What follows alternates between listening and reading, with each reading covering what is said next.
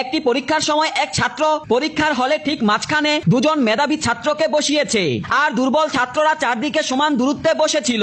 শিক্ষক সামান্য ঝুঁকতেই সবাই নকল শুরু করে দেয়, কিন্তু উত্তর পাস করার হালকা শব্দ শিক্ষকের কানে পৌঁছে যায়। শব্দ শুনে ছাত্ররা তৎক্ষণাৎ থেমে যায় এবং এমন ভান করে যে তারা শুধু লিখছে।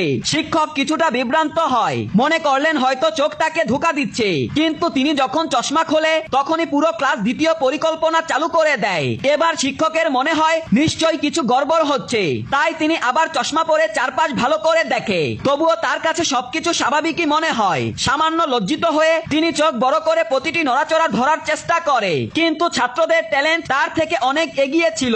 মেধাবী ছাত্র হালকা ইশারা করতেই ব্যাক আপ পরিকল্পনা শুরু হয়। পেছনে বসা দুর্বল ছাত্ররা ইচ্ছাকৃতভাবে শিক্ষকের মনোযোগ সরিয়ে তাকে পিছনের দিকে টেনে আনে। সেই সময় সামনের ছাত্ররা সুযোগ পেয়ে একে অপরের উত্তর পাস করে দেয়। শিক্ষক যখন আবার সামনে ফিরে আসে তৎক্ষণাৎ সামনের ছাত্ররা সব উত্তর পিছনের ছাত্রদের কাছে পৌঁছে দেয়। শেষ পর্যন্ত তাদের কৌশল সফল হয়, দুর্বল ছাত্ররাও সহজে পাস করে ফেলে। তো আপনি কি পরীক্ষায় কারো কাছ থেকে দেখে লিখেছেন অথবা কাউকে দেখিয়েছেন? অবশ্যই কমেন্টস করবেন।